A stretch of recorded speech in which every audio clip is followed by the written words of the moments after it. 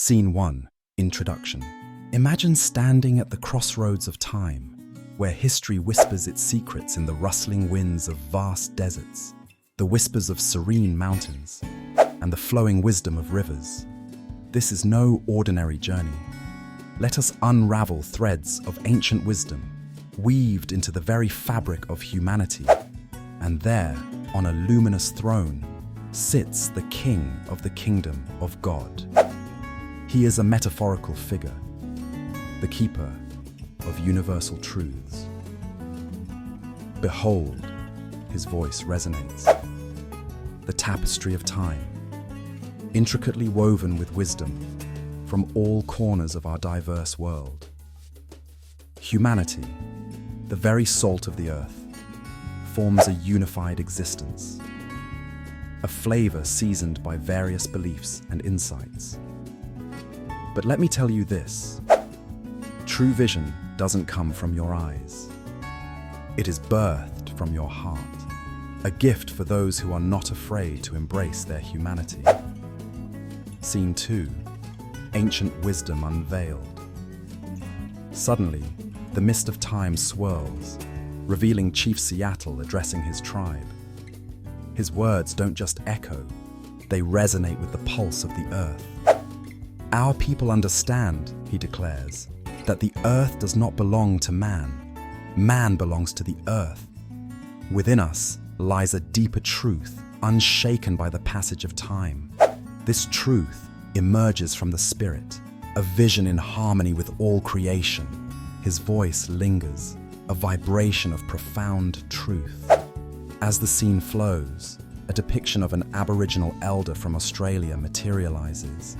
He stands surrounded by his community, his eyes deep wells of dreamtime memories.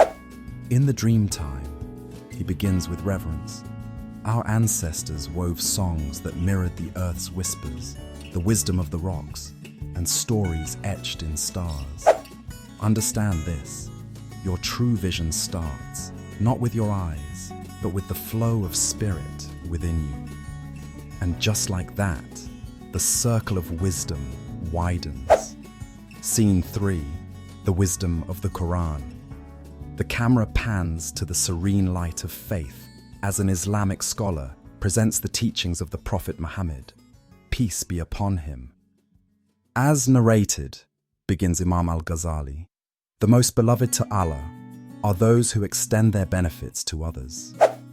Our faith teaches us to see the divine, not solely through worship, but through acts of kindness and compassion. Each of us holds a responsibility for nurturing love and respect, not just among mankind, but with all that exists in God's creation.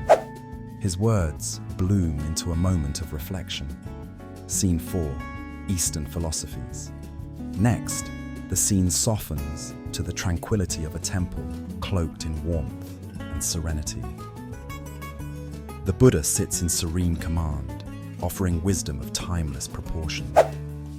Enlightenment, he illustrates, is not found in the sprawling universe above, but in the infinite heart below. Remember, he counsels, we are shaped by our thoughts. We become what we think. Let the light of wisdom ignite your inner sight, guiding you through this theater of life. Scene 5. Conclusion. The stories of ancient sages converge into a breathtaking collage. Cultures meditate, pray, and connect with the world in harmony, forming a kaleidoscopical expression of humanity's shared journey. From across time and tradition, the King of the Kingdom of God speaks once more. Do you see it now? The unity. Despite our many tongues, our myriad beliefs, wisdom continues to whisper a universal truth. The vision I speak of, it cannot be seen with eyes. It's an inner sight born within the heart, guided by our compassion, shaped by our humanity. Today, as we walk amid differences, let us celebrate them. May we always remember, it is our diversity that seasons life, an unseen force that unites us as one.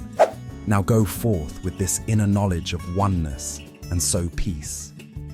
The scene dissolves, leaving us with a sense of reverence, closure, and a quiet invitation to look deep within ourselves for that inner vision, to embrace humanity in its entirety.